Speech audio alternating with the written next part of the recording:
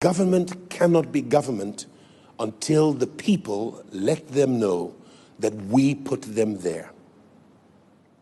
And nobody can rule over you except you give them permission. The Nigerian youth are finding their voice and have come to understand that together, with one voice, we have more power than any government. And so we want to see every single member of House on the Rock lending their voice, not to attack government, but to demand reforms. And we are starting with the End SARS movement.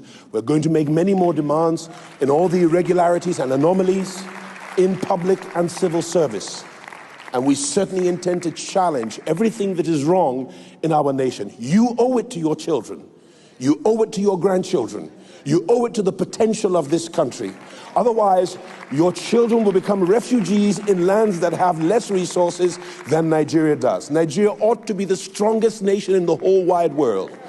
And now it is time for us to wake up, rise to our responsibility, and stand our ground and make sure that not one of your brothers or sisters in Christ or in the Nigerian brotherhood is left out of the challenge and the fight to insist and ensure that justice returns to our streets, that righteousness is restored to our land, that equity goes back to the parliamentary halls of our nation, and that equity and equality are available to all Nigerians. No longer will governments continue to steal from us. No longer will public servants and judicial officers continue to rape the system of justice. No longer should the law enforcement of our nation ever again inflict injustice upon us when they're supposed to protect justice for us. No longer. That day is over.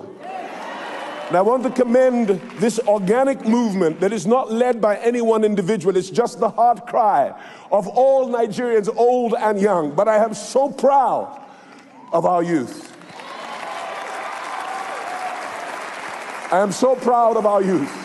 I believe that Martin Luther King is jumping in heaven, seeing Nigerians rise to their cause. I was elated when I saw my pastor, Bishop Jakes, another Nigerian, though of American birth, rise to add his voice to the anthem. Another friend, Tyler Perry, has added his voice. How will we allow citizens of another nation speak out for us?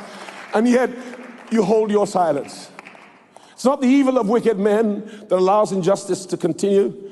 It's the silence of good men and good women that allows the perpetrators of injustice to continue their wicked works.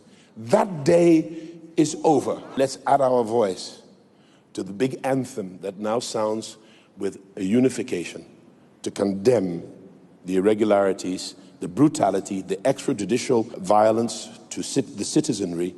Let's add our voice to that anthem to insist that it stops from here forward. Power to the people.